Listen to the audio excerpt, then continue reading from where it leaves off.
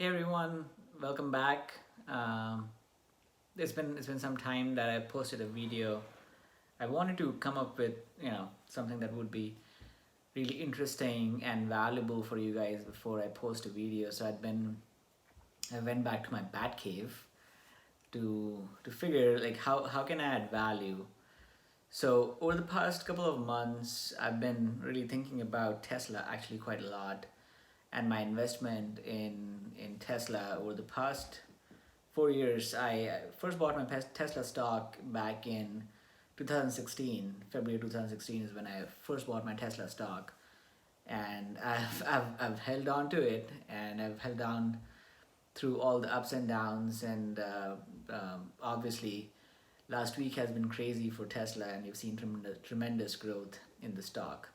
So what I want to talk about today is how to think about growth and highly innovative and growing companies that sometimes just are mind-boggling for a lot of us, and how to think about them, how to identify them, and how do we make up our mind about when we should buy them, and how long should we hold them, and whether it's sustainable or not. Because I get asked this question a lot as a Tesla investor from friends, from family who know that I'm invested in Tesla. Like, how are you holding on to it? Why don't you just sell your stock? Because it has 10x or whatever. And this is the right time to get out because it's not going to be any higher. And I've been listening to this argument for over a year, because most of the increases in Tesla have only occurred over the past year. Because I remember back when I bought in at pretty low price, probably sometime in late 2019 when it was around $180 per share. This is pre-split. I think post-split it would have been even lower. So somewhere around 36 dollars per share. This is, I mean, it sounds like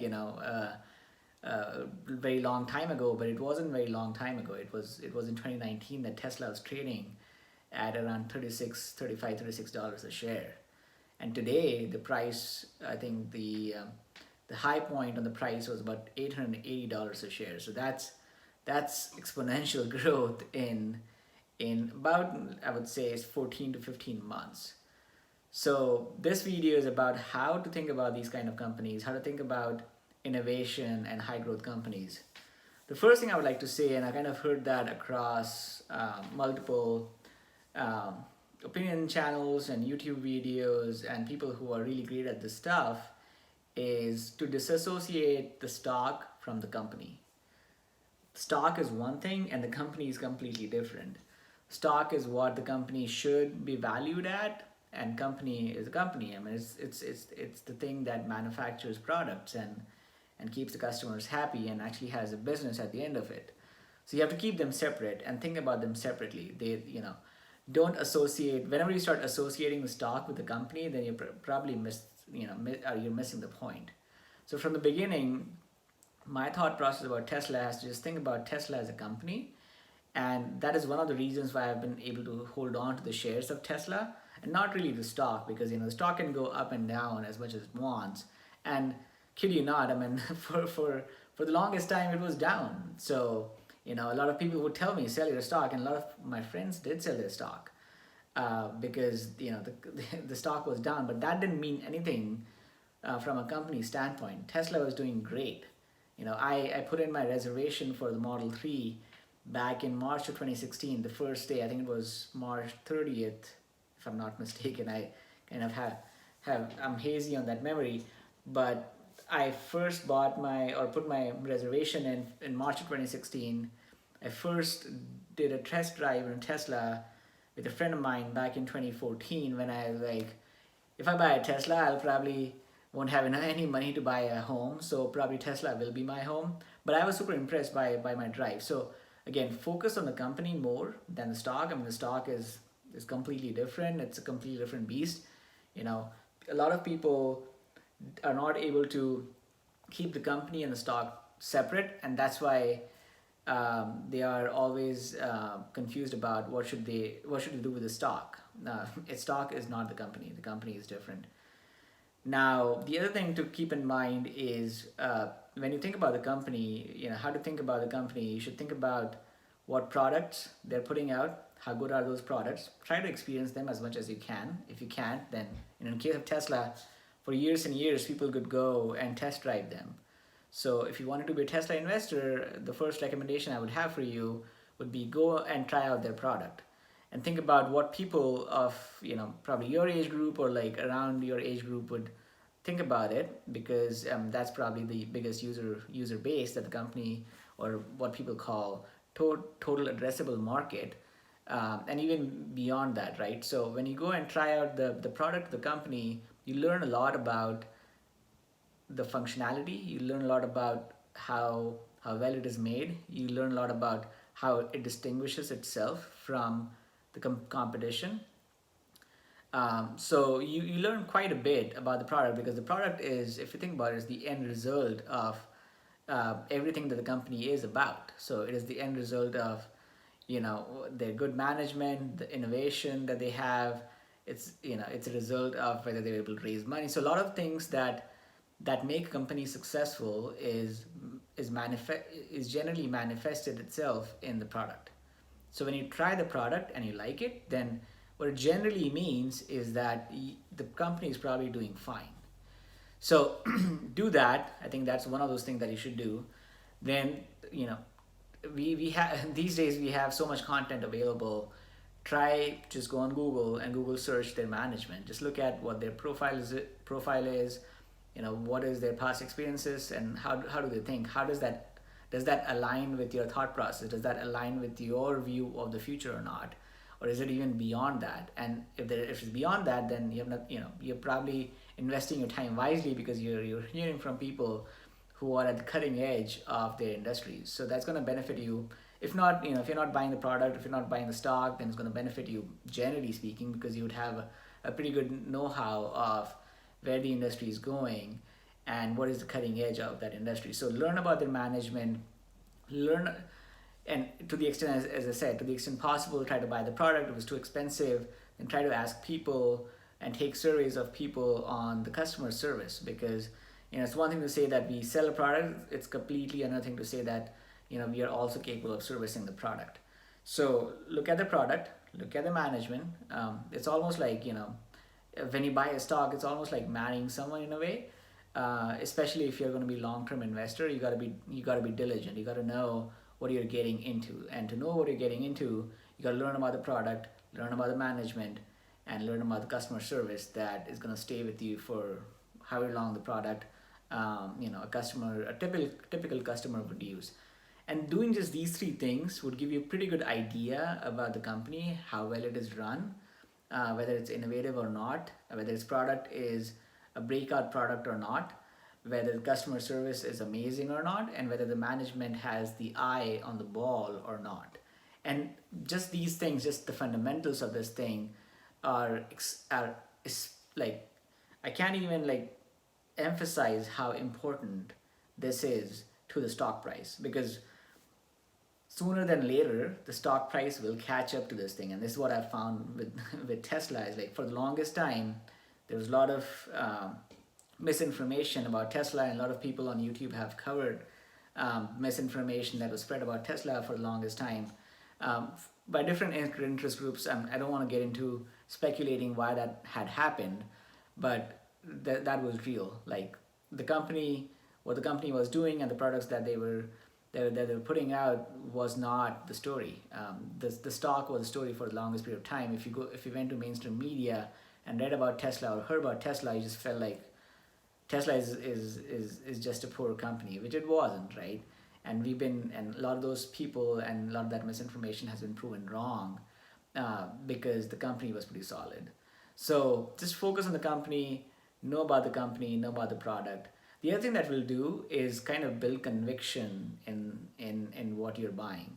So regardless of whether you're buying the product or you're buying the stock of the company, by researching into these fundamentals of what drives that company, what drives that product, what drives the management, and what drives the management's view on customer service, will really inform your decision on where the company is actually going.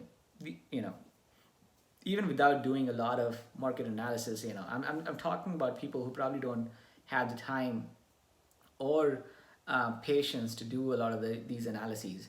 But doing these basic things will help you get to a point where you will develop enough conviction in investing. Now coming back to kind of the stock portion of it, and one thing to mention here, a lot of people put a lot of emphasis on financials. Financials are great. A lot of that information is readily available, is publicly available. But for a lot of people, a lot of times it is not relevant, or they might not have the skill set to even analyze financial reporting. If you are someone who is interested in that, kudos to you. Or if you're someone who's even curious about that, then go ahead and learn on YouTube. There's lots of um, learning that is available online that you have access to these days. That's free. You don't even have to go to college to learn about financial accounting.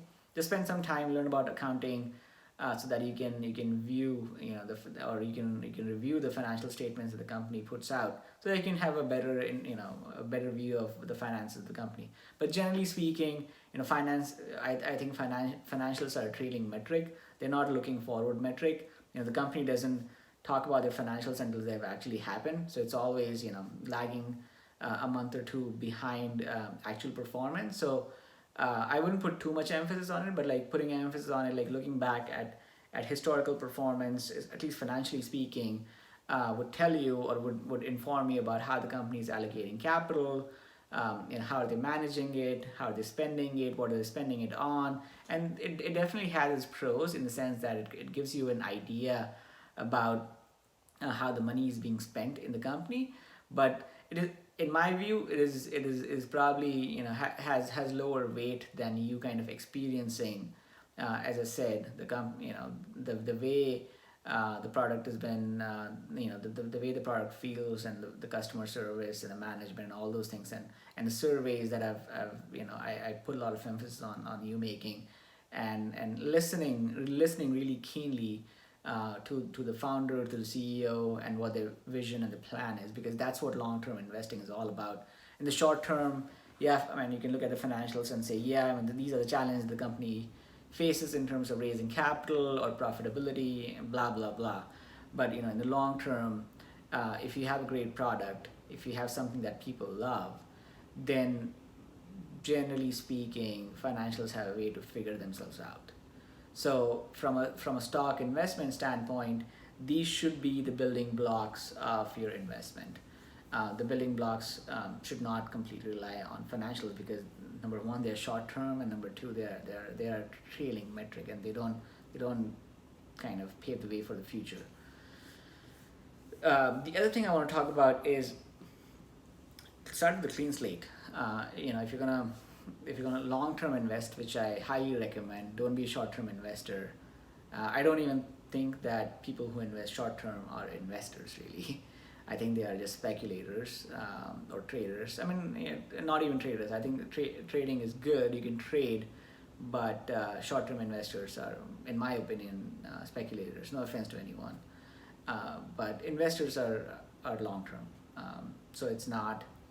Uh, it's not, so investing and long term are synonymous to each other. So to the extent possible, and if you have the skill set, try to build a discounted cash flow model. It's and you don't have to be extra fancy with it, because no one knows what the future holds. So it's just a way to model what the future holds and what it means. The simplest way to think about it, and this is something that I think everyone understands, is what are the revenue streams that the company is going to bring in, and what are their costs, simply put. And if you just think about, once you've experienced, as I said, surveyed the management, looked at the product, and experienced customer service, blah blah. Once you know all those things, you will have a pretty good idea of where it is applicable, where it could grow, where the innovation could go. So you could be imaginative, and kind of align yourself with management and what their vision is. And from that standpoint, think about what are the different revenue streams that this company could generate, and try to model all those out. Try to put a number. I mean, it shouldn't be that difficult. Use whatever is available at your disposal at that point in time in terms of prices. Use some proxy. make some assumptions. It is really important to make some assumptions and actually put them on paper. Unless you put those assumptions on paper, in my experience at least, they don't jump out to you. Unless you start typing away and putting something in ink, it generally doesn't, like, for whatever reason the human brain doesn't grasp it as well as it would when you put something on paper. So try to do that. Do a pretty simple DCF. If you don't know what DCF is, discounted cash flow model, just look it up. It'll probably take you a day or two to learn about it. Especially if you're analytical or analytically minded, then it'll be even more easier for you to learn about it. You don't have to go to any special school or business school or anything like that to learn about DCF. So if that's something that you know, then try to do that and come up with a valuation. And once you come up with a valuation, you're a long-term investor, right? So you're not investing short-term. If you want to get a great deal, then look at the stock price at that point in time and try to get the lowest price possible. Don't wait around for very long. I would say probably watch it for a month or two. Look at the macroeconomic situation. The macroeconomic situation is pretty neutral. Then go ahead and buy it. If you think that in the next few months or something, then the macroeconomic situation is going to deteriorate, that's going to impact the stock price, then maybe wait a little bit.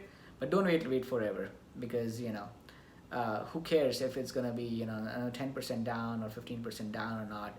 If you think that in long term, when I say 5 to 10 years, in long term meaning 5 to 10 years, if it's going to be up by 10x or 20x or 100x, then does it really matter that you bought it 10% lower?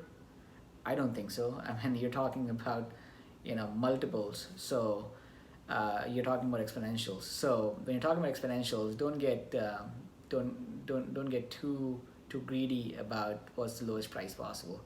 What is more important is to execute. What's more important is to invest. As long as you do, you will see the benefits. Lastly and finally, I want to talk about anchoring a little bit. So a lot of us, once you start your journey, once you've opened a position in a company and you like it and you're going to be a long-term investor, the other thing to keep in mind is that as you grow your position, it's important to not get anchored at the price that you open the position at. So let's say you open a position in a company that you really like at $100 a share, and today the price is $200 a share. You should go back to your fundamentals. You should go back to your model and see whether that $200 price is within the range or not. I mean, it could be 10, 20, 30% up or down, but that's fine. If your long-term price prediction on the company is 10x, does it really matter if you bought it at 200 or like you bought it at 180 or bought it at 220? What's more important is you bought it, right? So keep buying as long as you have the conviction and you have the determination to hold the stock. Don't get too bogged down by the price at that point in time. And a lot of us make this mistake, and I think a lot of people made this mistake with Tesla, including myself. I could have owned a lot more Tesla. I'm glad that I owned some, but I could have owned a lot more had I not gotten anchored by the price that I'd opened the position at, because there were instances in between that I could have bought on more and it just quickly got away because in a year it went from, as I said, $36 a share to now $880. So that won't happen with every company. I mean, Tesla is a pretty unique case. I mean, it's probably once in a lifetime investment. But any company that you like, just don't wait forever to invest. Don't get anchored at a price that you got in. So I think with that, this video has gotten quite long. We are approaching 20 minutes here. So thank you for listening to me. Those are my thoughts on Tesla. Those are my thoughts on any growth and innovative companies that you're trying to invest in. Keep these things in mind, and generally speaking, I think you should be okay. Until next time, stay safe.